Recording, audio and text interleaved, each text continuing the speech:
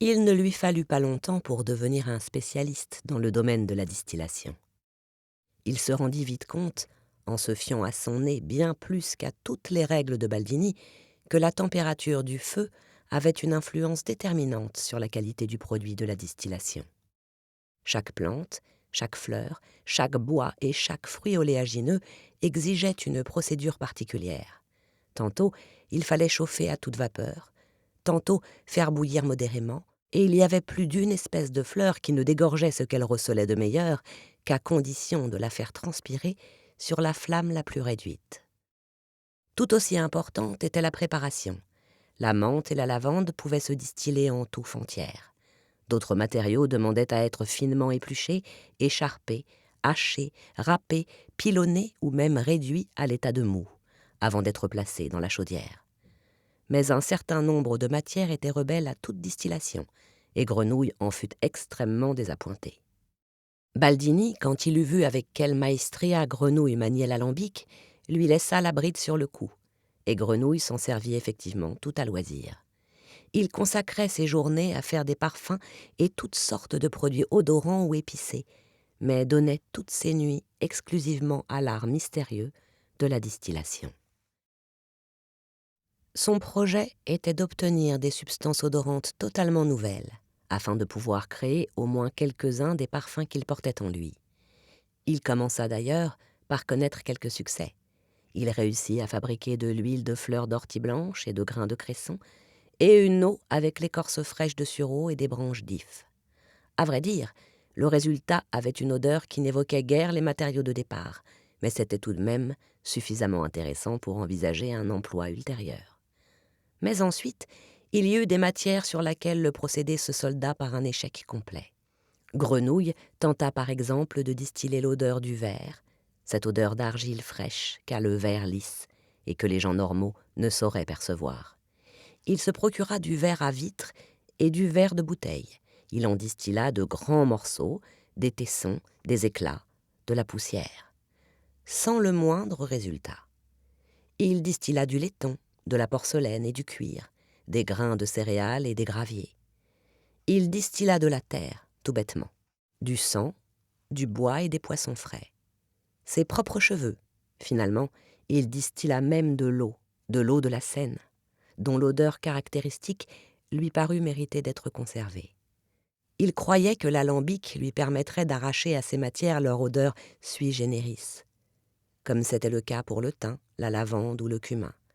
C'est qu'il ignorait que la distillation n'était qu'un procédé permettant de séparer, dans des substances mixtes, leurs éléments volatiles et ceux qui le sont moins, et que ce procédé ne présentait d'intérêt pour la parfumerie que dans la mesure où l'on pouvait, grâce à lui, dissocier, dans certaines plantes, l'huile volatile et éthérique de reliquats inodores ou peu odorants. S'agissant de substances dépourvues de cette huile éthérique, la distillation était naturellement un procédé qui n'avait aucun sens. Pour nous, aujourd'hui, avec nos connaissances de physique, c'est l'évidence même. Mais pour Grenouille, cette vérité fut le résultat laborieux d'une longue série de tentatives décevantes. Des mois durant, il était resté assis, nuit après nuit, devant l'alambic, essayant de toutes les façons possibles de produire des odeurs radicalement nouvelles, des odeurs qui n'avaient jamais existé sur Terre sous forme concentrée. Et à part quelques huiles végétales dérisoires, cela n'avait rien donné. De la mine insondable et inépuisable de son imagination, il n'avait pas extrait la moindre goutte concrète d'essence parfumée, et de tous ses rêves olfactifs, il n'avait pas été capable de réaliser un seul atome. Lorsqu'il eut pris conscience de son échec, il mit un terme à ses expériences et tomba gravement malade. Il fut pris d'une forte fièvre, qui fut accompagnée de suées les premiers jours, puis, comme si les pores de la peau n'avaient pas suffi, provoqua d'innombrables pustules. Grenouille eut le corps couvert de ces vésicules rouges. Beaucoup éclataient et libéraient l'eau qu'elles contenaient pour se remplir à nouveau. D'autres prenaient les proportions de véritables furoncles, enflaient, rougissaient, s'ouvraient comme des cratères, crachant un pus épais et du sang chargé de sérosité jaune. Au bout de quelque temps, Grenouille eut l'air d'un martyr lapidé de l'intérieur, suppurant par 1000 plaies. Cela causa naturellement du souci à Baldini. Il lui aurait été fort désagréable de perdre son précieux apprenti juste au moment où il s'apprêtait à étendre son négoce hors des murs de la capitale, et même au-delà des frontières du royaume. Car, de fait, il lui arrivait de plus en plus fréquemment des commandes provenant de provinces ou des cours étrangères, où l'on souhaitait avoir ces parfums tout nouveaux dont Paris était fou. Et pour satisfaire à la demande, Baldini caressait le projet de fonder une filiale dans le faubourg Saint-Antoine, une véritable petite manufacture où les parfums les plus en vogue seraient produits sur une grande échelle et mis dans de jolis petits flacons que de jolies petites filles emballeraient et expédieraient vers la Hollande, l'Angleterre et les Allemagnes. Pour un maître établi à Paris, ce n'était absolument pas légal, mais Baldini jouissait depuis peu de haute protection. C'étaient ces parfums raffinés qui les lui avaient valus, non seulement de l'intendant, mais de personnages aussi importants que le fermier des octrois de Paris et qu'un financier membre du cabinet du roi, protecteur des entreprises florissantes, comme était M. Feydeau Dubroux, lequel avait même fait miroiter un privilège royal, qui était ce qu'on pouvait souhaiter de mieux, car c'était une sorte de sésame permettant d'échapper à toute tutelle des administrations et des corporations. C'était la fin de tout souci financier. C'était la garantie éternelle d'une prospérité certaine et inattaquable. Et puis, il y avait encore un autre projet que mijotait Baldini, un projet de prédilection qui ferait en quelque sorte de contrepoids à la manufacture du faubourg Saint-Antoine et à sa production, sinon de masse, du moins d'articles à large diffusion. Il voulait, pour une élite de clients hauts et très haut placés, créer, ou plutôt faire créer, des parfums personnels qui, tels des vêtements sur mesure, n'iraient qu'à une personne, ne pourraient être utilisés que par elle, et porteraient juste son illustre nom. Il imaginait ainsi un parfum de la marquise de Cernay, un parfum de la maréchale de Villars, un parfum de monsieur le duc d'Aiguillon, et ainsi de suite. Il rêvait d'un parfum de madame la marquise de Pompadour, voire d'un parfum de sa majesté le roi, dans un flacon d'agate finement taillé, avec une monture d'or ciselé et puis discrètement gravée au fond, à l'intérieur, l'inscription « Giuseppe Baldini, parfumeur ». Le nom du roi et le sien réunis sur le même objet. Telles étaient les idées de gloire qui trottaient dans la tête de Baldini. Et voilà que Grenouille était tombé malade. Alors que Grimal, Dieu ait son âme, lui avait juré que ce garçon n'avait jamais rien, qu'il pouvait tout endurer, qu'il passerait même à travers la peste noire. Voilà qui lui prenait fantaisie d'être à l'article de la mort. Et s'il allait mourir? Épouvantable. C'était la mort des magnifiques projets de la manufacture, des jolies petites filles, du privilège et du parfum du roi. Aussi, Baldini décida-t-il de tenter l'impossible pour sauver la précieuse vie de son apprenti. Il le fit déménager de son méchant lit de l'atelier et installer dans un lit propre à l'étage. Il y fit mettre des draps de lin damassés. Il prêta main forte pour hisser le malade dans l'étroit escalier, bien que ses pustules et ses furoncles suppurants le dégoûtassent au-delà de toute expression. Il ordonna à sa femme de préparer du bouillon de poule avec du vin. Il fit quérir le médecin le plus renommé du quartier, un certain Procope, qu'il dut payer d'avance. 20 francs, rien que pour qu'il se déplace. Le docteur vint, souleva le drap du bout des doigts, jeta juste un regard sur le corps de Grenouille, qui paraissait vraiment avoir essuyé 100 coups de feu, et il ressortit de la chambre sans même avoir ouvert la trousse que portait son fidèle assistant. Le cas n'était que trop clair, exposa-t-il à Baldini. Il s'agissait d'une variété syphilitique de petite vérole, combinée avec une rougeole suppurante in stadium ultimo. Il était d'autant moins nécessaire de traiter que sur ce corps en décomposition, plus semblable déjà à un cadavre qu'à un organisme vivant, on ne pouvait appliquer dans les règles une lancette à saigner. Et quoiqu'on ne perçût point encore la puanteur pestilentielle caractéristique de l'évolution de cette affection, ce qui était d'ailleurs surprenant et du strict point de vue scientifique constituait une petite curiosité, il ne faisait aucun doute que le décès du patient interviendrait dans les 48 heures, aussi vrai que Procope s'appelait Procope. Sur quoi il se fit verser 20 francs de plus pour l'examen et l'établissement du pronostic, dont il reverserait 5 francs au cas où l'on mettrait à la disposition de la faculté le corps et sa symptomatique classique. et prit congé. Baldini était dans tous ses états. Il se lamentait et poussait des cris de désespoir. Il se mordait les doigts de rage en songeant à son destin. Une fois de plus, ses projets pour remporter un très grand succès étaient gâchés au moment d'atteindre au but. L'autre fois, c'était Pélissier et ses acolytes, avec leurs inventions débridées. Maintenant, c'était ce garçon aux ressources inépuisables en matière de senteurs nouvelles, ce petit salopard valant plus que son poids d'or, qui choisissait précisément ce moment d'expansion commerciale pour rattraper la petite vérole syphilitique et la rougeole suppurante in stadio ultimo. Précisément maintenant. Pourquoi pas dans 2 ans? Dans 1 an? D'ici là, on aurait pu l'exploiter comme une mine d'argent, comme une poule aux œufs d'or. Dans 1 an, il aurait tranquillement pu mourir. Mais non, il fallait qu'il meure maintenant. Sacré nom d'un chien. Dans les 48 heures. Pendant un bref moment, Baldini se demanda s'il n'allait pas prendre le chemin de Notre-Dame, y allumer un cierge et supplier la Sainte Vierge qu'elle fasse guérir Grenouille. Mais il abandonna bientôt ce projet car le temps pressait trop. Il courut chercher de l'encre et du papier, puis il chassa son épouse de la chambre du malade. Il allait le veiller lui-même. Il s'installa alors sur une chaise, au chevet du lit, ses feuillets sur les genoux et la plume humectée d'encre toute prête à la main. Et il tenta de recueillir la confession de parfumeur de Grenouille. Que pour l'amour de Dieu, il n'emporte pas sans tambour ni trompette les trésors qu'il avait en lui. Qu'il consente, du moins, puisque sa dernière heure était venue, à laisser son testament en des mains pieuses, afin que la postérité ne soit pas privée des meilleurs parfums de tous les temps. Lui, Baldini, s'engageait à être l'exécuteur fidèle de ce testament et à donner l'écho qu'il méritait à ce corpus des formules les plus sublimes jamais conçues de mémoire de parfumeur. Il procurerait au nom de Grenouille une gloire immortelle. Mieux encore, il le jurait, ceci par tous les saints. Il disposerait le meilleur de ses parfums aux pieds du roi lui-même, dans un flacon d'agate, habillé d'or ciselé, et où serait gravée cette dédicace. De Jean-Baptiste Grenouille, parfumeur à Paris. Voilà ce que disait, ou plutôt, chuchotait Baldini à l'oreille de Grenouille, en l'adjurant, le suppliant, le flattant, et sans lui laisser de répit. Mais tout cela restait vain. Grenouille ne lâchait rien, que des sécrétions séreuses et du pu mêlé de sang.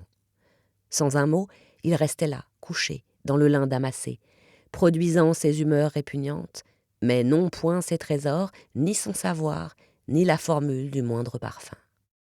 Baldini l'aurait étranglé. Il l'aurait volontiers battu à mort, aurait aimé faire sortir à coups de bâton de ce corps moribond ses précieux secrets, si cela avait eu quelque chance de succès, et si cela n'avait pas été en contradiction flagrante avec sa conception de la charité chrétienne. Et c'est ainsi qu'il continua à murmurer et à chuchoter sur le ton le plus suave, et à dorloter le malade, et à tamponner avec des linges frais, bien qu'il lui fallût surmonter une affreuse répugnance, son front trempé de sueur, et les cratères brûlants de ses plaies, et à lui donner du vin à la petite cuillère pour lui délier la langue, et cela toute la nuit. En vain. À l'aube, il abandonna. Il alla s'affaler, épuisé, dans un fauteuil à l'autre bout de la chambre, et sans plus aucune fureur désormais, mais seulement une stupeur résignée, il resta les yeux fixés sur le petit corps agonisant de Grenouille. Dans le lit, là-bas. Il ne pouvait ni le sauver, ni le dépouiller. Il ne pouvait plus rien en tirer. Il ne pouvait qu'assister à sa fin, impuissant, comme un capitaine regarde sombrer le navire qui engloutit avec lui toute sa fortune.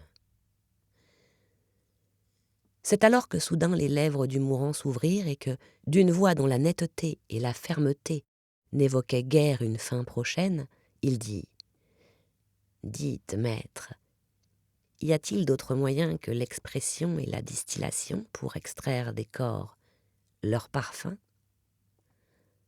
Baldini, qui croyait que cette voix sortait de son imagination ou de l'au-delà, répondit machinalement « Oui, il y en a. » « Lesquels ?» demanda-t-on du fond du lit. Baldini écarquilla ses yeux fatigués. Dans le creux des oreillers, Grenouille était immobile.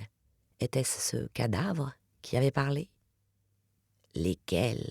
demanda-t-on encore. Cette fois, Baldini distingua le mouvement des lèvres de Grenouille. C'est la fin, songea-t-il. Il n'en a plus pour longtemps. La fièvre le fait délirer, ou ce sont les derniers sursauts.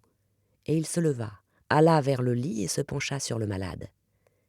Celui-ci avait ouvert les yeux et posait sur Baldini le même regard étrange de bête aux aguets qu'à leur première rencontre.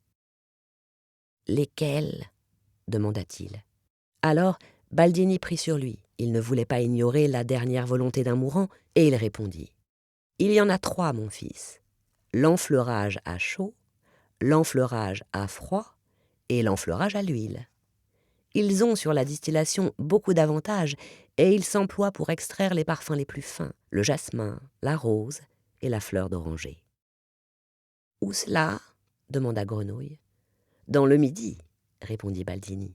« Surtout à Grasse. »« Bien, » dit Grenouille. Sur ce, il ferma les yeux. Baldini se redressa lentement. Il était très déprimé. Il rassembla ses feuillets, où il n'avait pas écrit une ligne, et souffla la bougie. Dehors, le jour se levait déjà. Il était harassé. Il aurait fallu faire venir un prêtre, songea-t-il. Puis il fit de la main droite un vague signe de croix, et il sortit. Or, Grenouille n'était rien moins que mort. Il dormait seulement très profondément, rêvait très fort et réaspirait en lui toutes ses humeurs. Déjà, les pustules de sa peau commençaient à sécher, les cratères suppurants à se tarir. Déjà, ses plaies commençaient à se fermer. En 1 semaine, il fut guéri. Il serait bien parti tout de suite pour le Midi, où l'on pouvait apprendre les nouvelles techniques dont lui avait parlé son patron. Mais naturellement, il n'en était pas question, car enfin, il n'était qu'un apprenti, c'est-à-dire un néant. À strictement parler, lui expliqua Baldini, quand il se fut remis de la joie que lui causa la résurrection de Grenouille, à strictement parler, il était même moins que rien, car pour être un vrai apprenti, il fallait une filiation irréprochable, c'est-à-dire légitime. Il fallait avoir de la famille qui fût digne de l'état d'artisan, et il fallait un contrat d'apprentissage, toute chose que Grenouille ne possédait pas. Si cependant Baldini entendait l'aider un jour à obtenir son brevet de compagnon, ce serait en raison de ses dons assez remarquables, ce serait en tenant compte de la conduite impeccable qu'il aurait, et ce serait à cause de l'infinie bonté d'âme dont Baldini était incapable de se départir, quoiqu'elle lui eût souvent porté tort. À vrai dire, le bon Baldini prit son temps pour tenir sa promesse. Dans sa bonté, il y mit 3 ans. Dans l'intervalle, il réalisa avec l'aide de Grenouille ses rêves de grandeur. Il fonda sa manufacture du faubourg Saint-Antoine, imposa à la cour ses parfums les plus exquis, obtint son privilège royal. Ses produits raffinés se vendirent jusqu'à Saint-Pétersbourg, jusqu'à Palerme, jusqu'à Copenhague. On souhaita même qu'il livre une création fortement musquée à Constantinople, où Dieu sait pourtant qu'on avait passablement de parfums produits sur place. Cela sentait les parfums Baldini aussi bien dans les augustes maisons de commerce de la City de Londres qu'à la cour de Parme, dans le palais de Varsovie, tout comme dans le petit château de tel principule allemand. Alors qu'il s'était un jour résigné à passer ses vieux jours à Messine, dans la misère la plus noire, Baldini se trouvait être sans conteste, à 70 ans, le plus grand parfumeur d'Europe et l'un des plus riches bourgeois de Paris. Au début de l'année 1756, il avait entre-temps annexé la maison voisine, sur le pont au Change, à usage exclusif d'habitation, car la première était désormais littéralement bourrée jusqu'au toit de parfumerie et d'épices. Il informa Grenouille qu'il était maintenant disposé à lui accorder son congé, à 3 conditions toutefois. Primo, s'agissant de l'intégralité des parfums qui avaient vu le jour sous le toit de Baldini, Grenouille, à l'avenir, n'aurait le droit ni de les fabriquer à nouveau lui-même, ni d'en communiquer les formules à des tiers. Secondo, il devrait quitter Paris et ne pourrait y remettre les pieds tant que Baldini serait de ce monde. Tertio, il devrait garder absolument secrètes les 2 clauses précédentes. Il fallait qu'il s'engage à tout cela par serment, en jurant par tous les saints, sur l'âme de sa pauvre mère et sur son honneur. Grenouille, qui n'avait pas plus d'honneur qu'il ne croyait aux saints, ni, encore moins, à l'âme de sa pauvre mère, jura. Il aurait juré n'importe quoi, il aurait accepté de Baldini n'importe quelle condition, car il voulait avoir ce ridicule brevet de compagnon qui lui permettrait de vivre sans se faire remarquer, de voyager sans encombre et de trouver de l'embauche. Tout le reste lui étaient égales. D'ailleurs, qu'est-ce que c'était que ces conditions? Ne plus mettre les pieds à Paris? Qu'avait-il à faire de Paris? Il connaissait la ville jusque dans ses derniers recoins puants. Il l'emporterait avec lui, où qu'il aille. Il possédait Paris depuis des années. Ne fabriquer aucun des parfums à succès de Baldini, ne communiquer aucune formule, comme s'il n'était pas capable d'en inventer 1000 autres tout aussi bons, et meilleurs pour peu qu'il le voulût. Il n'en avait pas du tout l'intention. Il n'avait nullement le projet de faire concurrence à Baldini, ou d'entrer chez quelque autre parfumeur bourgeoisement établi. Il ne partait pas pour faire fortune avec son art. Il ne tenait même pas à en vivre, s'il pouvait vivre autrement. Il voulait extérioriser son monde intérieur, rien d'autre, son monde intérieur, qu'il trouvait plus merveilleux que tout ce qu'avait à lui offrir le monde extérieur. Les conditions posées par Baldini n'étaient donc pas, pour Grenouille, des conditions. C'est au printemps qu'il se mit en route, un jour de mai, au petit matin. Il avait reçu de Baldini un petit sac à dos, une chemise de rechange, 2 paires de chaussettes, un gros saucisson, une couverture de cheval et 25 francs. C'était bien plus qu'il n'était tenu de lui donner, avait dit Baldini, d'autant que Grenouille n'avait pas payé un sol pour la formation approfondie qu'il avait reçue au cours de son apprentissage. Il était tenu de lui verser 2 francs de viatique, et c'est tout. Mais voilà, il ne pouvait se départir de sa bonté d'âme, ni, au reste, de la profonde sympathie qu'au cours des années, il avait peu à peu conçue pour ce bon Jean-Baptiste. Il lui souhaitait bonne chance au cours de ses voyages, et puis surtout, il y insistait, que Grenouille n'oublie pas son serment. Sur quoi, il l'accompagna jusqu'à la même porte de service où il l'avait accueilli, et lui dit d'aller. Il ne lui tendit pas la main, la sympathie n'allait tout de même pas jusque-là. Jamais il ne lui avait donné la main. Il avait d'ailleurs toujours évité de la toucher, obéissant en cela à une sorte de pieuse répugnance, comme s'il avait risqué d'être contaminé, de se souiller. Il se contenta d'un bref adieu. Grenouille répondit d'un signe de tête, se détourna en courbant l'échine et s'éloigna. La rue était déserte. Baldini le regarda partir, arpenter le pont en direction de l'île, petit et courbé dans la pente, portant son sac comme une bosse et ressemblant, vu de derrière, à un vieil homme. De l'autre côté, vers le palais de justice, là où la rue faisait un coude, il le perdit de vue et se sentit extraordinairement soulagé. Il n'avait jamais aimé ce gaillard. Jamais. Maintenant, il pouvait enfin se l'avouer. Pendant tout le temps où il l'avait hébergé sous son toit et l'avait exploité, il avait été mal à son aise. Il se sentait comme un homme intègre qui, pour la première fois, fait quelque chose de défendu. Truc son jeu. Certes, il y avait peu de risque d'être démasqué et une chance immense de succès, mais grande aussi était la nervosité et la mauvaise conscience. De fait, au cours de toutes ces années, il n'y avait pas eu un seul jour où il n'avait été poursuivi par la déplaisante idée qu'il lui faudrait payer, d'une manière ou d'une autre, pour s'être commis avec cet individu. Pourvu que ça tourne bien, marmonnait-il sans cesse comme une prière. Pourvu que j'arrive à encaisser le fruit de cette aventure, sans avoir à payer la facture, pourvu que j'y arrive. Bien sûr, ce n'est pas bien, ce que je fais là, mon Dieu. Mais Dieu fermera les yeux, je suis sûr qu'il fermera les yeux. Au cours de ma vie, il m'a plus d'une fois châtié assez durement, sans raison aucune. Ce ne serait donc que justice, si cette fois, il se montrait conciliant. En quoi consiste donc mon crime? À supposer que c'en soit un. Tout au plus en ceci que j'agis un peu en marge des règles de la corporation en mettant à profit les dons prodigieux d'un ouvrier non qualifié et que je fais passer pour miennes ses capacités. Tout au plus en ceci que je m'écarte très légèrement du sentier traditionnel des vertus de l'artisan. Tout au plus en ceci que je fais aujourd'hui ce que j'aurais condamné hier encore. Est-ce pendable? D'autres gens passent leur vie à tromper. Je n'ai fait que tricher un petit peu, pendant quelques années, et uniquement parce que le hasard m'en a fourni l'occasion exceptionnelle.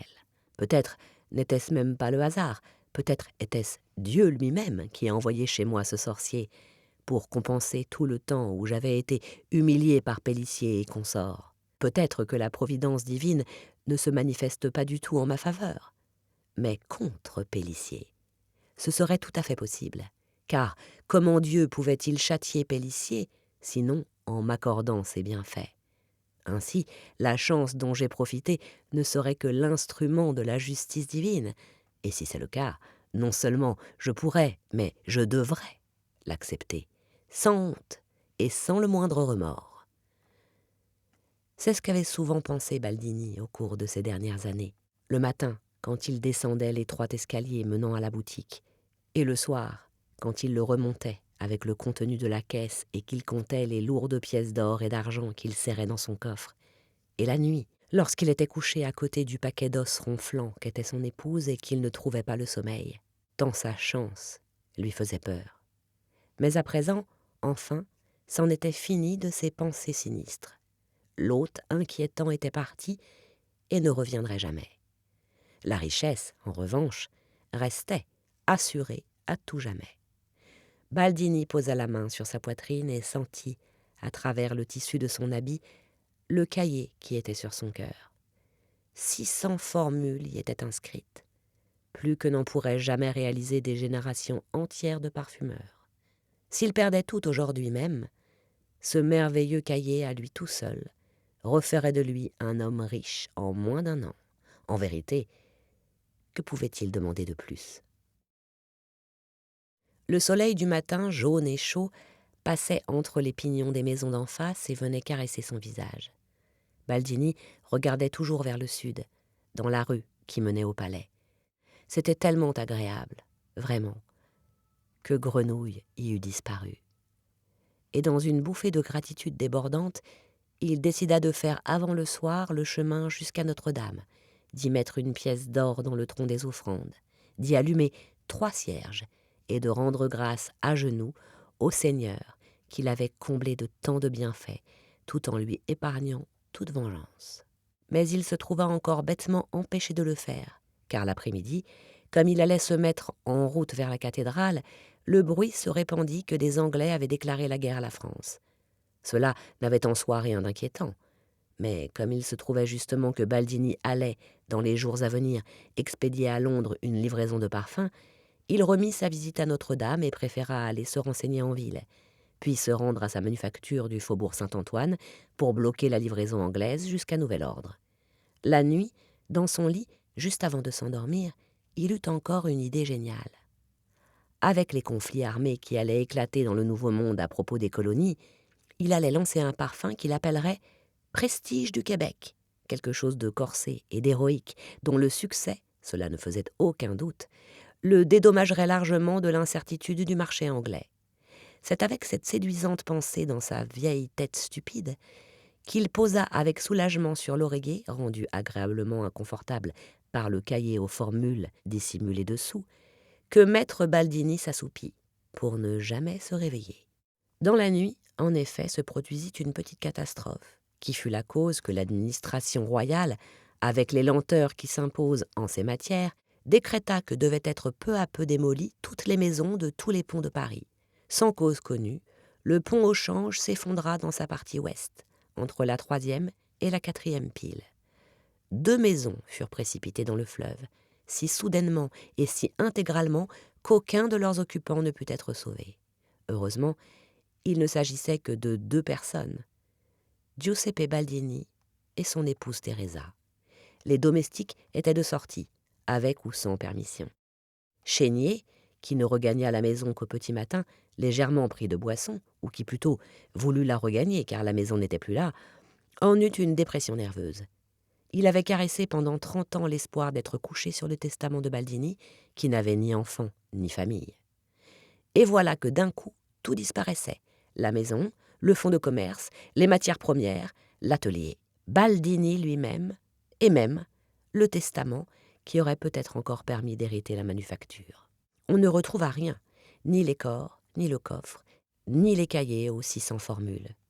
Tout ce qui resta de Giuseppe Baldini, le plus grand parfumeur d'Europe, ce fut une odeur très mêlée de musc, de cannelle, de vinaigre, de lavande et de 1000 autres matières qui pendant des semaines encore flotta sur le cours de la Seine, de Paris jusqu'au Havre. Au moment où s'effondrait la maison de Giuseppe Baldini, Grenouille était sur la route d'Orléans. Il avait laissé derrière lui le dôme de vapeur qui coiffait la grande ville et, à chaque pas qu'il faisait pour s'en éloigner, l'air autour de lui devenait plus limpide, plus pur et plus propre. L'air se délayait, en quelque sorte. Il n'y avait plus, se chassant de mètre en mètre, ces centaines, ces milliers d'odeurs différentes, alternant à une allure folle.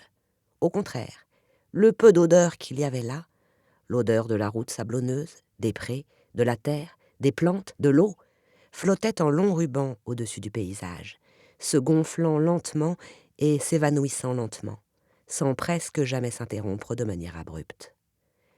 Grenouille ressentait cette simplicité comme une délivrance. Ces odeurs tranquilles flattaient sa narine. Pour la première fois de sa vie, il n'était pas obligé, à chaque respiration, de s'attendre à flairer quelque chose de nouveau, d'inattendu, d'hostile, ou à perdre quelque chose d'agréable. Pour la première fois, il pouvait respirer presque librement, sans avoir sans cesse en même temps l'odorat aux aguets. Nous disons presque, parce que, naturellement, rien ne passait par le nez de Grenouille de façon vraiment libre.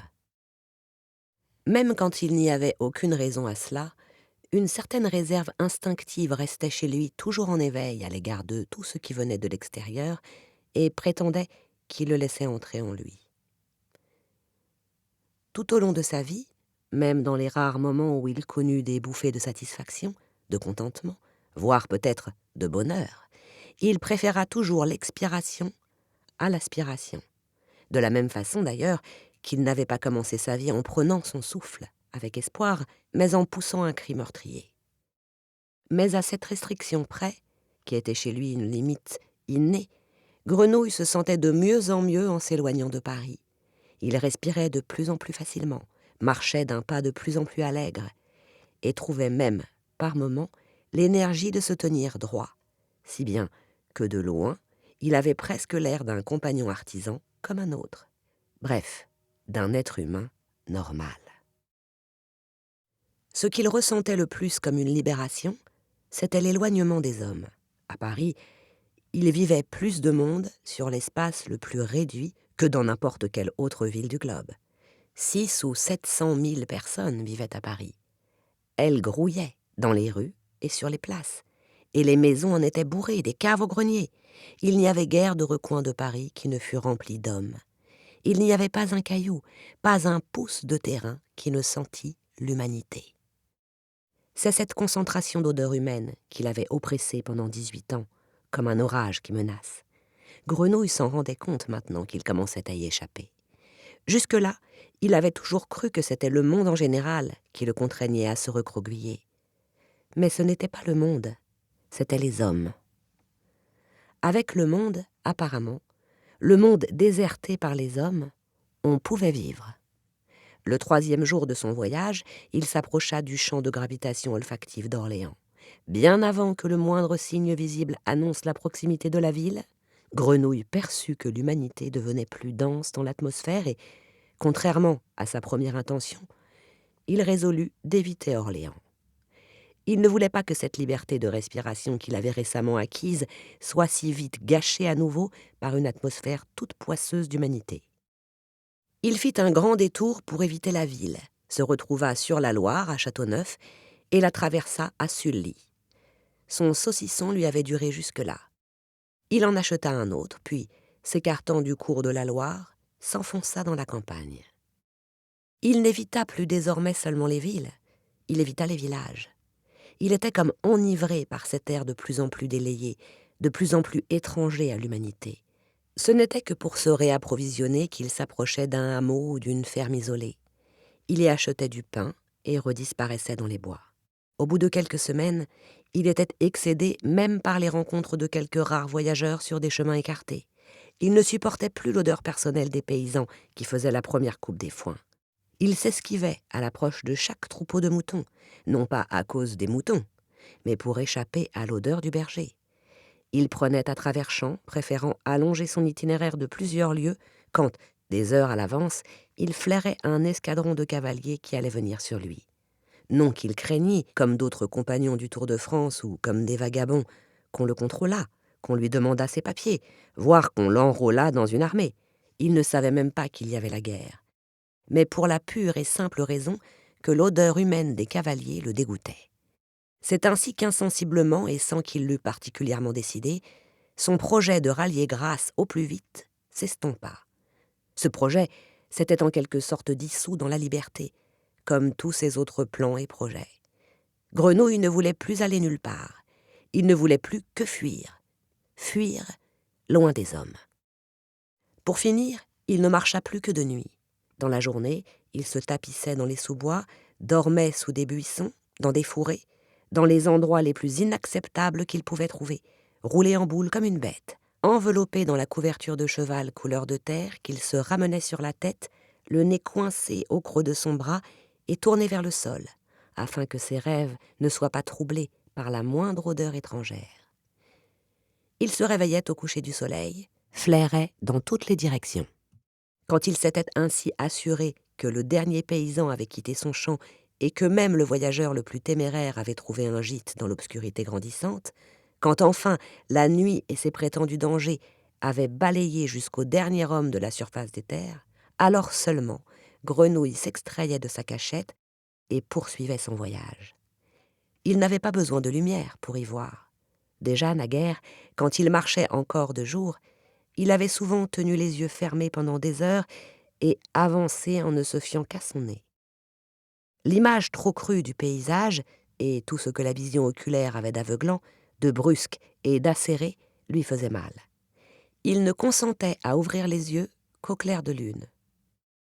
Le clair de lune ignorait les couleurs et ne dessinait que faiblement les contours du terrain. Il recouvrait le pays d'une couche de gris sale et, pour la durée de la nuit, étranglait toute vie. Ce monde, comme un moulage de plomb, où rien ne bougeait que le vent qui parfois s'abattait sur les forêts grises et où rien ne vivait que les odeurs de la terre nue, était le seul monde qui avait son agrément, car il ressemblait au monde de son âme. Il alla ainsi vers le midi, ou à peu près dans cette direction, car il ne marchait pas à la boussole magnétique, mais seulement à la boussole de son nez, qui le faisait contourner toute ville, tout village, tout hameau. Des semaines durant, il ne rencontra âme qui vive, et il aurait pu se bercer d'illusions rassurantes qu'il était seul dans ce monde obscur ou baigné de clair de lune, si sa boussole sensible ne lui avait pas prouvé le contraire. Même la nuit, il y avait des hommes. Même dans les régions les plus reculées, il y avait des hommes. Ils s'étaient seulement retranchés dans leurs trous de rats pour y dormir. La terre n'était pas débarrassée d'eux, car même dans leur sommeil, ils la salissaient par leur odeur, qui filtrait par les fenêtres et les fentes de leur logis, envahissant l'air libre et empestant une nature qu'ils n'avaient abandonnée qu'en apparence. Plus Grenouille s'habituait à un air plus pur, plus il était sensible au choc de telle odeur humaine qui, soudain, au moment où il s'y attendait le moins, venait dans la nuit flotter à sa narine comme une odeur de purin, trahissant la présence de quelques cabanes de bergers, ou de huttes de charbonniers, ou de repères de brigands. Et il fuyait plus loin, réagissant de plus en plus vivement à l'odeur toujours plus rare des hommes. Son nez le conduisit ainsi dans des contrées de plus en plus reculées, l'éloignant de plus en plus des hommes et le tirant de plus en plus puissamment vers le pôle magnétique de la plus grande solitude possible.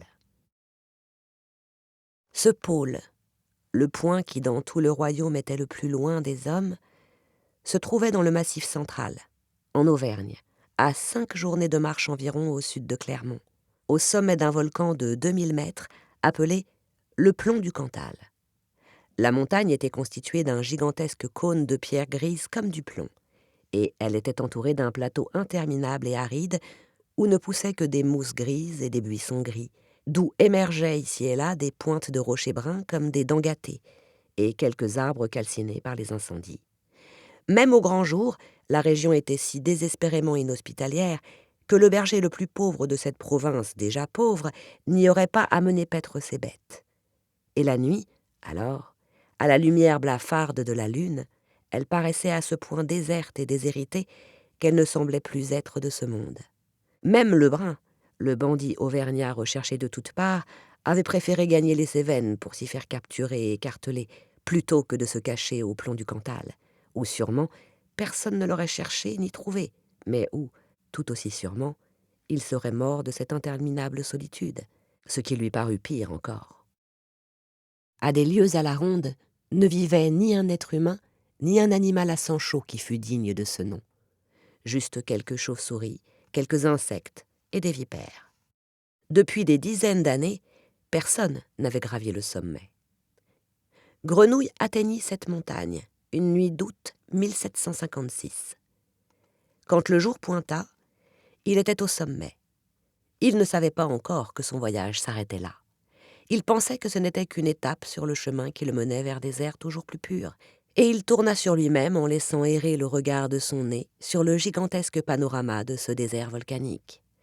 Vers l'est, où s'étendait le vaste plateau de Saint-Flour et les marais de la rivière Rio, vers le nord, du côté où il était arrivé, marchant des jours durant à travers le karst, vers l'ouest, d'où la légère brise matinale ne lui apportait que l'odeur des cailloux et d'herbes rêches, vers le sud, enfin, où les contreforts du plomb s'étiraient sur des lieues jusqu'au gouffre obscur de la Truyère. Partout, dans tous les azimuts, régnait le même éloignement des hommes. La boussole tournait en rond, il n'y avait plus d'orientation. Grenouille était au but. Mais en même temps, il était pris. Lorsque le soleil se leva, il était toujours debout au même endroit, le nez en l'air. Dans un effort désespéré, il tenta de flairer de quelle direction menaçait l'humanité, et dans quelle direction inverse il lui faudrait poursuivre sa fuite. Dans toutes les directions, il s'attendit à découvrir tout de même encore une bribe cachée d'odeur humaine. Mais rien de tel. Tout à la ronde, il régnait uniquement, comme un léger bruissement, l'haleine homogène des pierres mortes, des lichens gris et des herbes sèches. Et rien d'autre. Grenouille mit beaucoup de temps à croire ce qu'il ne sentait pas. Il n'était pas préparé à son bonheur. Sa méfiance se débattit longuement contre l'évidence. Il eut même, tandis que le soleil montait, recours à l'aide de ses yeux et fouilla l'horizon à la recherche du moindre signe de présence humaine. Le toit d'une cabane, la fumée d'un feu, une clôture, un pont, un troupeau. Il mit ses mains en pavillon derrière ses oreilles et guetta quelques tintements de faux, quelques aboiements de chiens ou quelques cris d'enfants. Il demeura toute la journée, par la chaleur la plus torride, au sommet du plomb du Cantal, à attendre en vain le moindre indice. Ce ne fut qu'au coucher du soleil que sa méfiance peu à peu fit place à une sensation de plus en plus forte d'euphorie. Il avait échappé à l'odieuse calamité. Il était effectivement complètement seul. Il était le seul homme au monde. Une énorme jubilation éclata en lui. Comme un naufragé, après des semaines d'errance, salue avec extase la première île habitée par des hommes, Grenouille célébra son arrivée sur la montagne de la solitude. Il criait de bonheur. Il jeta au loin son sac, sa couverture, son bâton, piétina sur place, leva les bras au ciel, dansa en rond, hurla son propre nom à tous les vents, serra les poings et les brandit triomphalement vers tout ce vaste territoire qui l'entourait et vers le soleil qui déclinait, comme s'il triomphait de l'avoir personnellement chassé du ciel. Il se comporta comme un fou jusqu'à une heure avancée de la nuit.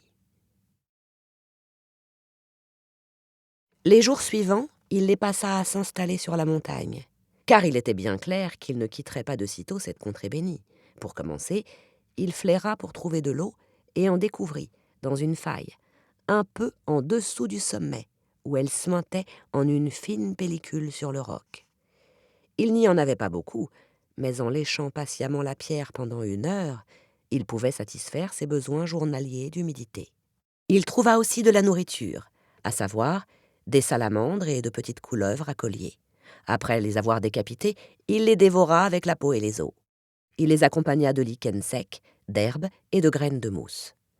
Cette alimentation parfaitement impossible selon les critères bourgeois ne le dégoûtait pas le moins du monde.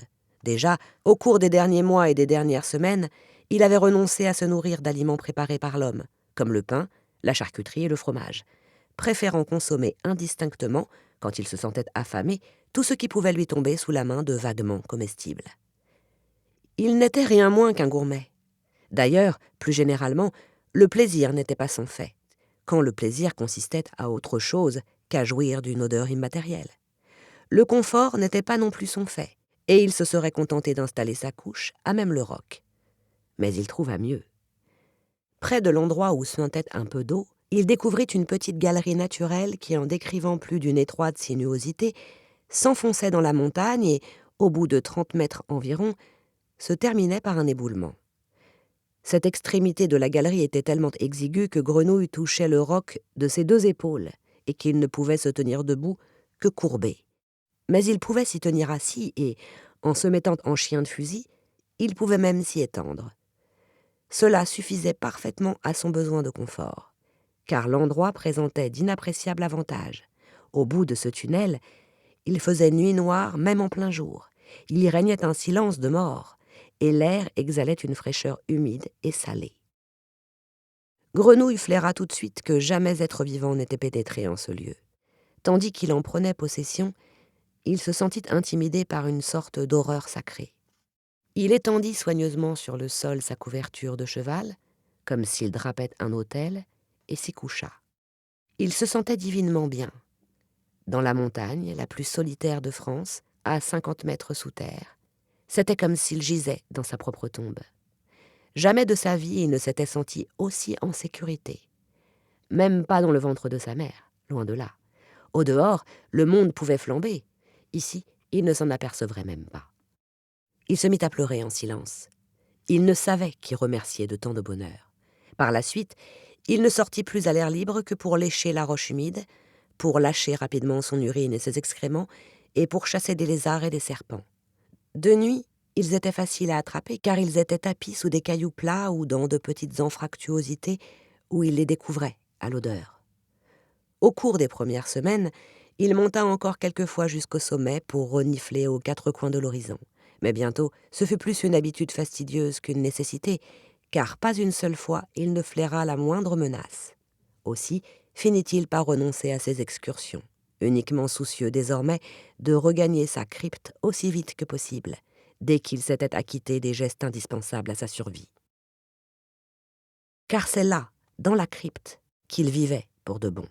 C'est-à-dire qu'il y restait assis 20 bonnes heures par jour, dans l'obscurité complète, le silence absolu et l'immobilité totale, sur sa couverture de cheval au fond de son boyau de pierre, le dos calé contre les boulis, les épaules coincées entre les rochers et se suffisant à lui-même.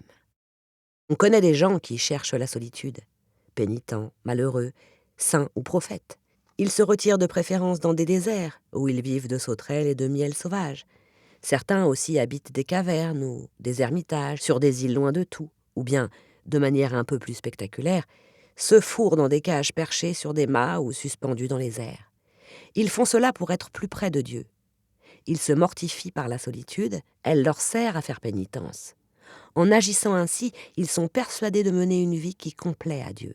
Ou bien, ils attendent pendant des mois et des années que leur soit adressé, dans leur solitude, un message divin qu'ils vont alors s'empresser de répandre parmi les hommes. Rien de tout cela n'avait à voir avec Grenouille. Il n'avait pas la moindre intention qui concernât Dieu. Il ne faisait pas pénitence et n'attendait nullement inspiration qui vint d'en haut. C'est uniquement pour son propre plaisir personnel qu'il avait fait retraite.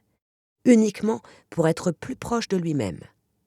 Il baignait dans sa propre existence, que rien ne distrayait plus d'elle-même, et il trouvait cela magnifique.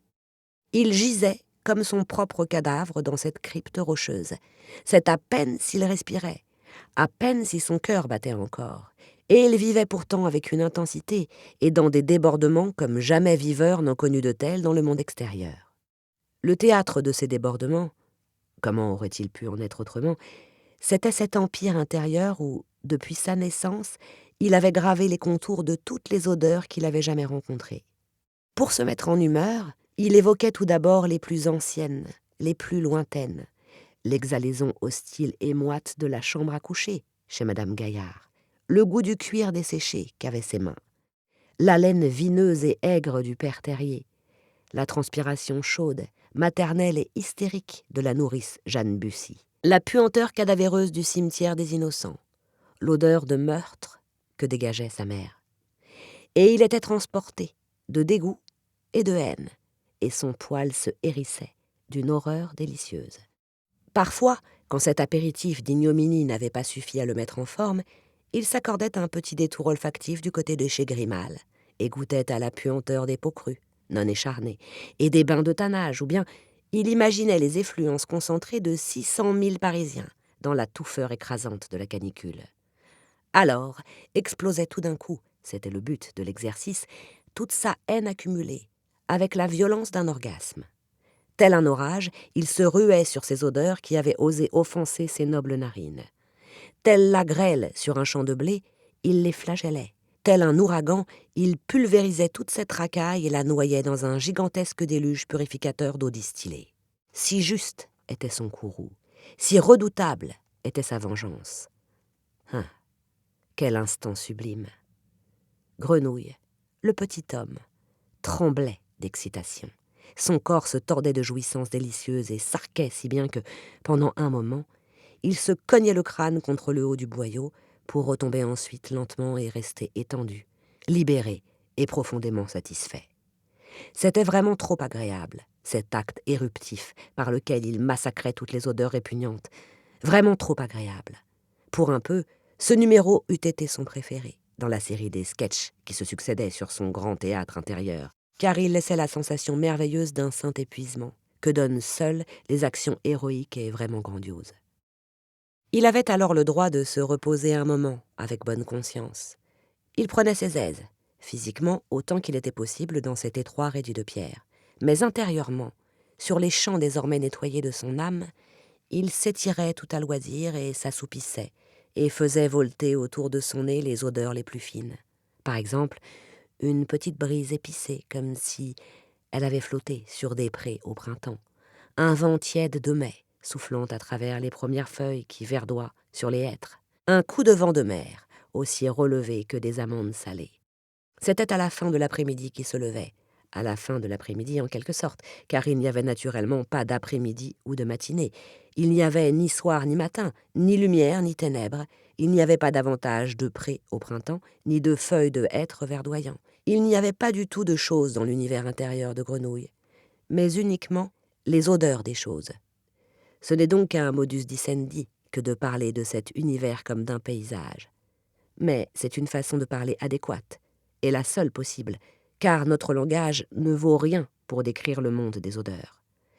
C'était donc la fin de l'après-midi, à savoir un état et un moment dans l'âme de Grenouille, comme dans le midi, à la fin de la sieste, quand disparaît lentement la paralysie de ce milieu du jour, et que veut reprendre la vie, jusque-là retenue. La grosse chaleur furibonde, ennemie des parfums sublimes, s'était évanouie, et la horde des démons était anéantie. Les campagnes intérieures s'étendaient, nettes et tendres, dans le repos lascif du réveil, et attendaient le bon vouloir de leur seigneur. Et Grenouille se levait donc, on l'a dit, et secouait ses membres pour en chasser le sommeil. Il se mettait debout, le grand Grenouille intérieur. Il se plantait là, dans sa splendeur grandiose. Il était magnifique à voir. Il était presque dommage que personne ne le vît.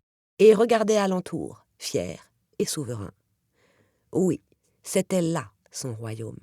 Le royaume grenouillesque, unique en son genre, que Grenouille, lui-même unique en son genre, avait créé et sur lequel il régnait, qu'il dévastait quand il lui plaisait et reconstituait à nouveau, qu'il étendait à l'infini et défendait d'un glaive flamboyant contre tout intrus. Ici, tout était soumis à sa seule volonté, à la volonté du grand, de l'unique, du magnifique, Grenouille. Et maintenant qu'étaient extirpées les affreuses puanteurs du passé, il voulait que cela sente bon dans son royaume. Et il allait à grands pas puissants par les campagnes en jachère, et y semait des parfums d'espèces les plus diverses, tantôt avec largesse, tantôt avec parcimonie, sur d'immenses plantations ou de petites plates-bandes intimes, jetant les graines à pleine poignée ou bien les enfouissant une à une en des endroits précisément choisis. Il filait à travers tout son royaume et jusque dans les provinces les plus reculées, le grand Grenouille, l'impétueux jardinier, et bientôt il n'y avait plus un seul coin où il n'eût semé quelques graines de parfum. Et quand il voyait que c'était bien, et que le pays tout entier était imprégné de sa divine semence de grenouille, alors le grand Grenouille faisait tomber une pluie d'esprits de vin, douce et régulière, et tout se mettait partout à germer, et à verdoyer, et à pousser, que cela vous réjouissait le cœur. Déjà, la récolte luxuriante ondoyait dans les plantations, et dans les jardins secrets, les tiges étaient en sève. Les boutons de fleurs faisaient presque craquer leurs sépales. Alors, le grand Grenouille ordonnait à la pluie de cesser, et elle cessait. Et il envoyait sur le pays le doux soleil de son sourire, et d'un seul coup éclatait la splendeur de ses milliards de fleurs, d'un bout à l'autre du royaume, tissant un seul tapis multicolore, fait de myriades de corolles aux parfums délicieux. Et le grand grenouille voyait que c'était bien, très, très bien. Et il soufflait sur le pays le vent de son haleine, et les fleurs, caressées, exhalaient leur senteur, et mêlant leurs myriades de parfums, en faisant un seul parfum, changeant sans cesse et pourtant sans cesse unis, un parfum universel d'adoration qu'elles adressaient à lui, le grand, l'unique, le magnifique grenouille. Et lui, trônant sur un nuage à l'odeur d'or, aspirait à nouveau en retour, la narine dilatée, et l'odeur de l'offrande lui était agréable. Et il condescendait à bénir plusieurs fois sa création, ce dont celle-ci lui rendait grâce par des hymnes de joie et de jubilation et d'air-chef, en faisant monter vers lui des vagues de magnifiques parfums. Entre-temps, le soir était tombé, et les parfums déferlaient au loin en se mêlant au bleu de la nuit pour donner des notes toujours plus fantastiques. Cela donnerait une vraie nuit de bal pour tous ces parfums, assortis d'un gigantesque feu d'artifice de parfums éblouissants. Mais le grand grenouille était maintenant un peu las. Il bâillait et disait « Voyez, j'ai accompli une grande œuvre, et elle m'agrée fort, mais comme tout ce qui est achevé, elle commence à m'ennuyer. J'entends me retirer et, pour clore cette journée de rudes travaux, me donner, dans les appartements de mon cœur, encore une petite fête. » Ainsi parlait le grand grenouille, et, déployant largement ses ailes, tandis qu'au-dessus de lui le petit peuple des parfums dansait et faisait joyeusement la fête, il se laissait descendre de son nuage d'or, parcourait le paysage nocturne de son âme et rentrait chez lui, dans son cœur. Ah, qu'il était agréable de rentrer chez soi! La double fonction de vengeur et de créateur du monde n'était pas peu astreignante, et se laisser ensuite fêter des heures durant par sa propre progéniture, ce n'était pas de tout repos non plus. Las de ces tâches divines de création et de représentation, le grand grenouille avait soif de joie domestique.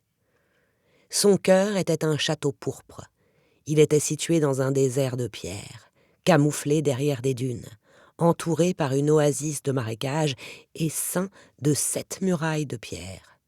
On ne pouvait l'atteindre que par la voie des airs. Il possédait 1000 chambres et 1000 caves et 1000 salons raffinés, dont un avec un simple canapé pourpre, sur lequel Grenouille, qui désormais n'était plus le grand Grenouille, mais Grenouille tout court, ou simplement le cher Jean-Baptiste, avait coutume de se reposer des fatigues de la journée. Or, dans les chambres du château, il y avait des rayonnages depuis le sol jusqu'au plafond. Ils contenaient toutes les odeurs que Grenouille avait collectionnées au cours de sa vie, plusieurs millions. Et dans les caves du château reposaient, dans des tonneaux, les meilleurs parfums de sa vie. Lorsqu'ils étaient à point, ils étaient soutirés et mis dans des bouteilles qui étaient rangées par cru et par année dans des kilomètres de galeries fraîches et humides. Et il y en avait tant qu'une vie n'aurait pas suffi à les boire toutes. Et quand le cher Jean-Baptiste, enfin de retour dans son chez-soi, était étendu sur son divan simple et douillet dans le salon pourpre, et qu'il avait en quelque sorte enfin quitté ses bottes, il frappait dans ses mains pour appeler ses serviteurs, qui étaient invisibles et inaudibles, impossibles à toucher et surtout à sentir, donc des serviteurs complètement imaginaires. Et il leur ordonnait d'aller dans les chambres chercher, dans la grande bibliothèque des odeurs, tel ou tel volume, et de descendre dans les caves pour lui rapporter à boire. Les serviteurs imaginaires se précipitaient et, dans une cruelle impatience, Grenouille sentait son estomac se crisper. Il se sentait soudain comme l'alcoolique qui, au comptoir, a peur que pour une raison ou pour une autre, on lui refuse le petit verre qu'il vient de commander. Qu'est-ce qui se passerait si, tout d'un coup, les caves et les chambres étaient vides, ou si le vin dans les tonneaux s'était gâté? Pourquoi le faisait-on attendre? Pourquoi ne revenait-on pas? Il lui fallait ça tout de suite. Il en avait un besoin urgent. Il était en manque. Il allait mourir sur le champ si on ne lui apportait pas. Mais du calme, Jean-Baptiste. Du calme, l'ami. On vient, on t'apporte ce que tu désires. Voilà les serviteurs qui accourent. Ils portent sur un plateau invisible le livre d'odeur. Ils apportent entre leurs mains invisibles gantées de blanc les précieuses bouteilles, les posent, avec force précaution. Ils s'inclinent et ils disparaissent. Et laissé seul, enfin, une fois de plus, seul, Jean-Baptiste tend la main vers les odeurs tant attendues, ouvre la première bouteille, en remplit un verre à ras-bord, le porte à ses lèvres et boit. Boit ce verre d'odeur fraîche et le vide d'un trait. Et c'est un délice qui vous libère, à tel point que le cher Jean-Baptiste en a les larmes aux yeux, et qu'il se verse aussitôt un deuxième verre de cette odeur, une odeur de l'année 1752, attrapée au printemps, avant le lever du soleil, sur le pont Royal, avec le nez tourné vers l'ouest, d'où soufflait un vent léger, où se mêlait une odeur de mer, une odeur de forêt, et un peu de l'odeur de goudron des péniches amarrées à la rive. C'était l'odeur de la première fin de nuit qu'il avait passée à flâner dans Paris, sans la permission de Grimal. C'était l'odeur fraîche du jour qui approche, de la première aube qu'il vivait en liberté. Cette odeur, alors, lui avait promis de la liberté. L'odeur de ce matin-là, c'était pour Grenouille une odeur d'espoir. Il la conservait soigneusement, et il en buvait chaque jour. Quand il eut bu ce deuxième verre, il ne ressentit plus trace de nervosité, de doute, ni d'incertitude, et se sentit envahi par un calme magnifique. Il enfonça son dos dans les coussins moelleux du canapé, ouvrit un livre et se mit à lire ses souvenirs. Il lut des odeurs d'enfance, des odeurs d'école, des odeurs de rue et de recoins de la ville, des odeurs de gens. Et d'agréables frissons le parcouraient, car ce qui était évoqué là, c'étaient bien les odeurs détestées, celles qu'il avait exterminées. Grenouille lisait le livre des odeurs répugnantes avec un intérêt dégoûté, et quand le dégoût l'emportait sur l'intérêt, il refermait tout simplement le livre, le reposait et en prenait un autre. Parallèlement, il ne cessait d'absorber des parfums nobles. Après la bouteille au parfum d'espoir, il en débouchait une de l'année 1744, remplie de l'odeur du bois chaud, devant la maison de Madame Gaillard. Et ensuite, il buvait une bouteille de l'odeur d'un soir d'été, où se mêlaient de lourdes senteurs florales et des effluves de vrais parfums, et qu'il avait cueillis au bord d'un parc de Saint-Germain-des-Prés, en l'an 1753. Il était dès lors bien imbibé. Ses membres pesaient de plus en plus lourds sur les coussins. Son esprit était merveilleusement embrumé, et pourtant, il n'était pas encore au terme de sa beuverie. Certes, ses yeux n'étaient plus capables de lire, et le livre avait depuis longtemps échappé à sa main, mais il n'entendait pas conclure la soirée sans vider encore la dernière bouteille, la plus magnifique. C'était le parfum de la jeune fille de la rue des Marais. Il le buvait pieusement et, pour ce faire, s'asseyait bien droit sur le canapé, quoiqu'il eût du mal, car le salon pourpre oscillait et tournait à chacun de ses gestes. Comme un bon petit élève, les genoux serrés, les pieds l'un contre l'autre, la main gauche à plat sur la cuisse gauche, c'est ainsi que le petit Grenouille buvait le parfum le plus délicieux monté des caves de son cœur, verre après verre, et en se sentant de plus en plus triste. Il savait qu'il buvait trop, il savait qu'il ne supportait pas tant de bonnes choses, et il buvait tout de même, jusqu'à vider la bouteille. Il s'engageait dans le couloir obscur qui menait de la rue à l'arrière-cour. Il s'avançait vers le halo de lumière. La jeune fille était assise et dénoyautait les mirabelles. On entendait au loin les dénotations des fusées et des pétards du feu d'artifice. Il reposait le verre et, comme pétrifié par la sentimentalité et la boisson, il restait encore assis quelques minutes, le temps que le dernier arrière-goût ait fini de se dissiper sur sa langue. Il restait là, l'œil rond et vitreux. Son cerveau était soudain tout aussi vide que les bouteilles. Puis il basculait de côté sur le canapé pourpre et sombrait à l'instant dans un sommeil de plomb. En même temps, s'endormait aussi le Grenouille extérieur, sur sa couverture de cheval. Et son sommeil était d'une profondeur aussi vertigineuse que celui du Grenouille intérieur, car les travaux herculéens et les excès de celui-ci n'avaient pas moins épuisé celui-là, car enfin, il ne faisait qu'une seule et même personne. Lorsqu'il se réveillait, toutefois, ce n'était pas dans le salon pourpre de son château pourpre, derrière ses 7 murailles, ni dans les campagnes printanières et parfumées de son âme. C'était tout bonnement dans le réduit de pierre au bout du tunnel, sur la dure et dans le noir. Et il avait la nausée, tant il avait faim et soif, et il frissonnait et se sentait aussi mal qu'un alcoolique invétéré après une nuit de bringue. À quatre pattes, il sortait du boyau. À l'extérieur, il était une heure quelconque de la journée, généralement le début ou la fin de la nuit. Mais même lorsqu'il était minuit, la clarté des étoiles lui piquait les yeux comme des aiguilles. L'air lui paraissait poussiéreux, rêche, il lui brûlait les poumons. Le paysage était dur, Grenouille se heurtait aux pierres. Et même les odeurs les plus subtiles faisaient à son nez déshabitué du monde l'impression d'une morsure implacable.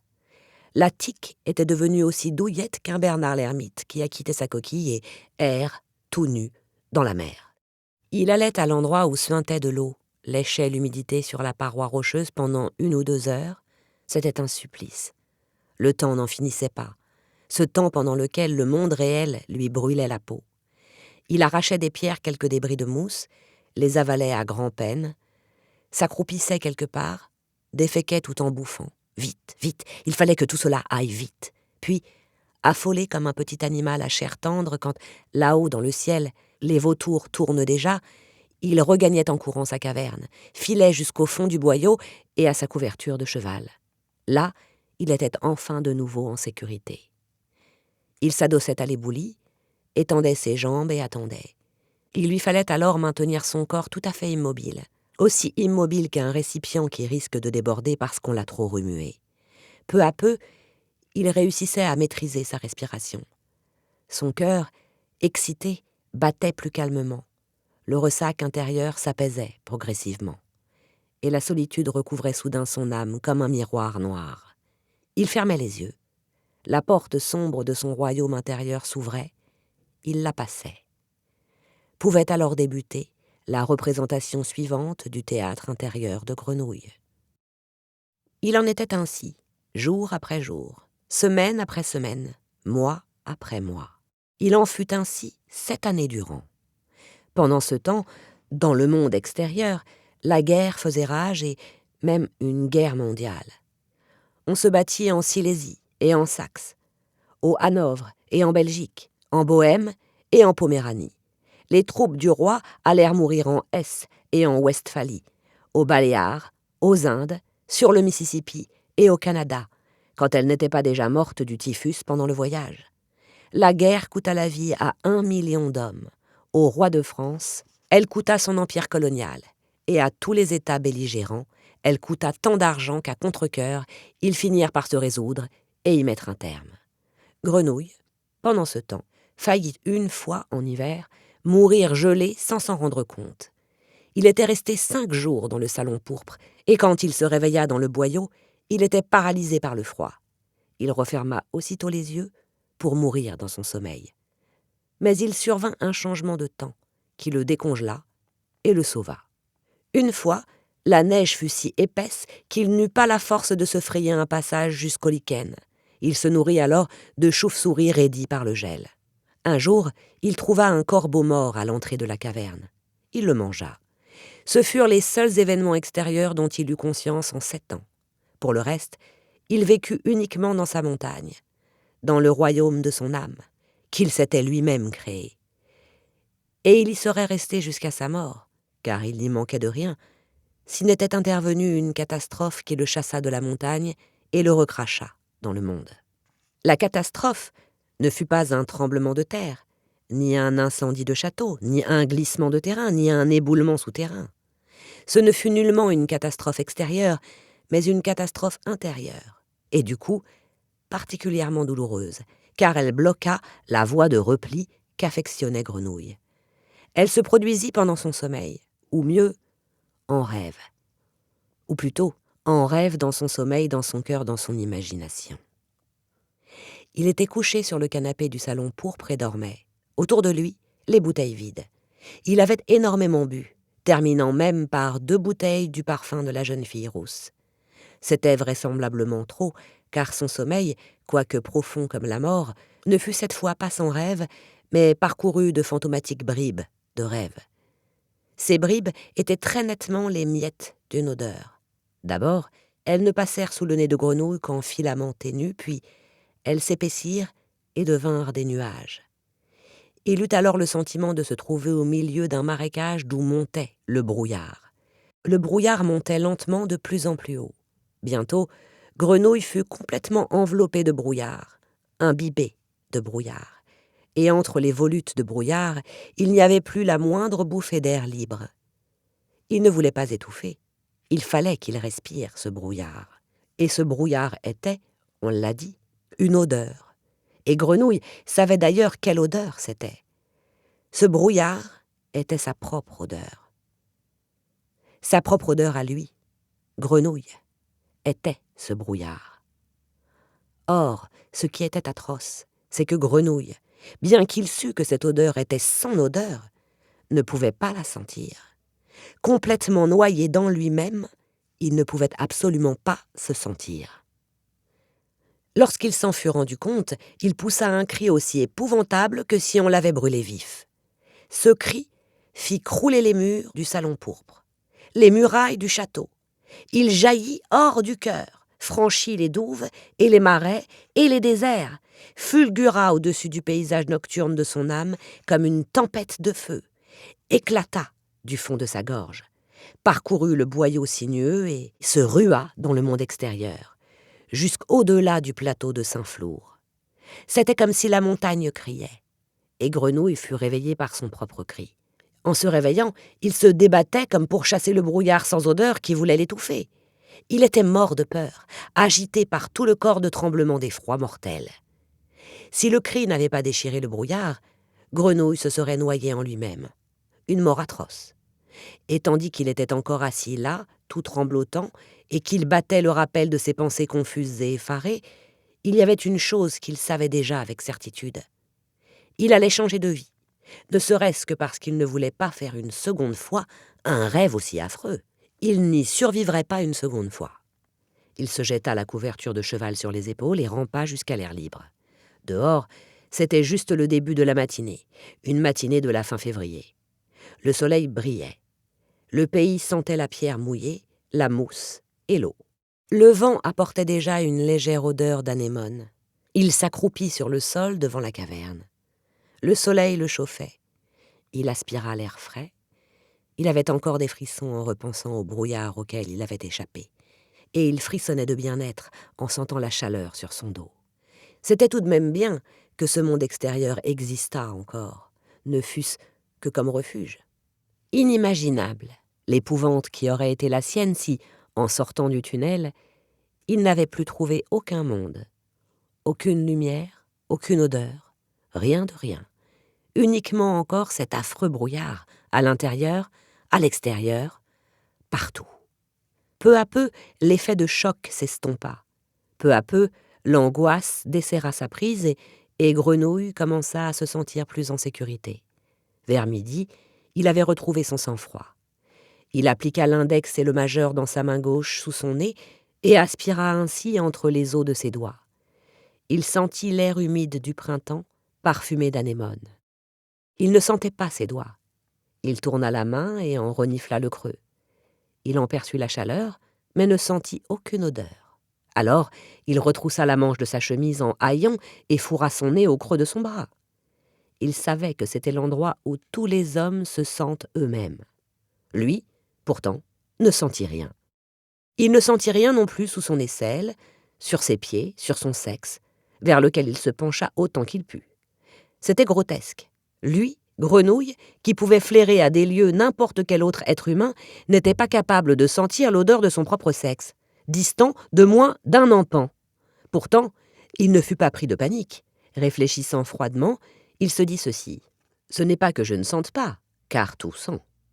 C'est bien plutôt que je ne sens pas que je sens, parce que, depuis ma naissance, je me suis senti du matin au soir et que, de ce fait, mon nez est émoussé quant à ma propre odeur. Si je pouvais séparer de moi mon odeur, ou du moins une partie, et revenir après un certain temps de désaccoutumance, je pourrais fort bien la sentir, et donc me sentir. Il ôta la couverture de cheval et retira ses vêtements, ou ce qui en restait, retira les haillons, les lambeaux.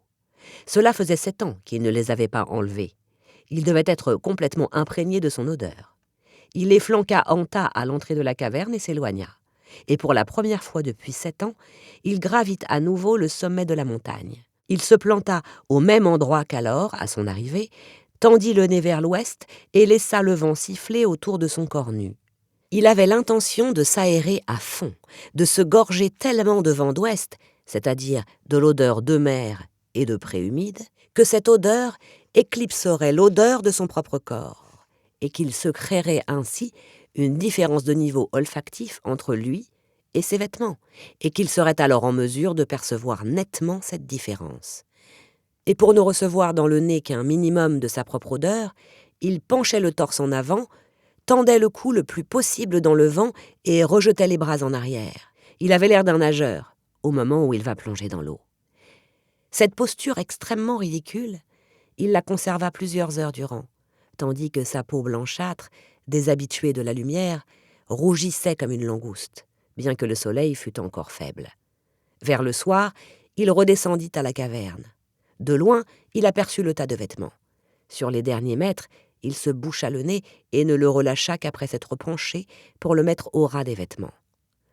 Il procéda à l'essai olfactif comme Baldini le lui avait enseigné, aspirant une grande bouffée et l'expirant ensuite par saccades. Pour capter l'odeur, il fit de ses 2 mains une cloche au-dessus du tas, puis fourra son nez en guise de bâton. Il fit tout ce qu'il était possible de faire pour flairer sa propre odeur sur ses vêtements. Mais l'odeur n'y était pas. Elle n'y était décidément pas. Il y avait là 1000 autres odeurs. L'odeur de pierre, de sable, de mousse, de résine, de sang de corbeau, même l'odeur du saucisson qu'il avait acheté voilà des années près de Sully y était encore, nettement perceptible. Les vêtements recelaient un journal olfactif des 7 ou 8 dernières années. Il n'y avait qu'une odeur qu'ils ne contenaient pas, c'était l'odeur de celui qui les avait portés sans cesse pendant ce temps. Alors, il se sentit tout de même un peu inquiet. Le soleil était couché, Grenouille était debout à l'entrée de ce boyau, à l'extrémité obscure duquel il avait vécu 7 ans, la bise était froide, et lui était gelé, mais il ne remarquait pas qu'il avait froid, car il était habité d'un froid inverse, celui de la peur. Ce n'était pas la même peur que celle qu'il avait éprouvée en rêve, cette peur atroce, d'étouffer en et par soi-même, cette peur dont il fallait à tout prix se dégager et qu'il avait pu fuir.